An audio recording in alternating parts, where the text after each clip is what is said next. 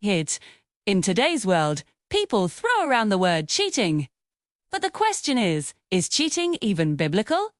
Or have we been taught a narrative that never came from Scripture? The Bible does not teach cheating. The Bible teaches covenant, order, and integrity.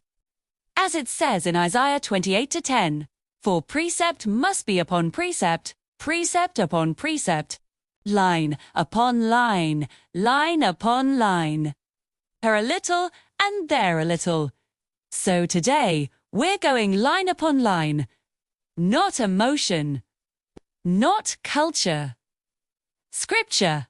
Let's start with the modern definition of cheating. It's defined by dishonesty, betrayal of trust, and deception done in secret.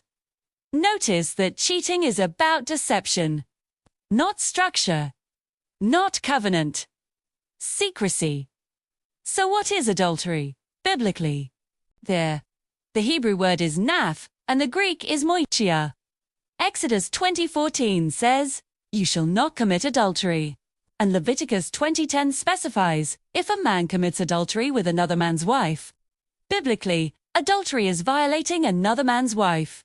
That's the definition. No twisting. No modern emotion added. It's a very specific act of crossing a boundary with another man's covenanted partner. Beads. Here's where people get uncomfortable. There is no Hebrew word for cheating. There is no Greek word for cheating. Scripture speaks about deceit, lying, false balances, and secret wickedness. Proverbs 11:1 says, "A false balance is abomination to Yahuwah," and Luke 8:17 tells us, "For nothing is secret that shall not be made manifest." The sign is not a specific relationship structure. This is secrecy.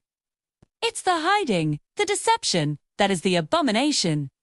Now let's address the elephant in the room: polygyny. Look through Scripture at figures like Abraham, Jacob, David, and Solomon. All had more than one wife. And what does the Torah itself say? Deuteronomy 21:15 says, "If a man has two wives," notice the Torah regulates it. It provides rules for how to manage that household justly. It does not forbid it. If it were a sin, the law would condemn it, not provide instructions for it. But what about the verses that say a man should have one wife?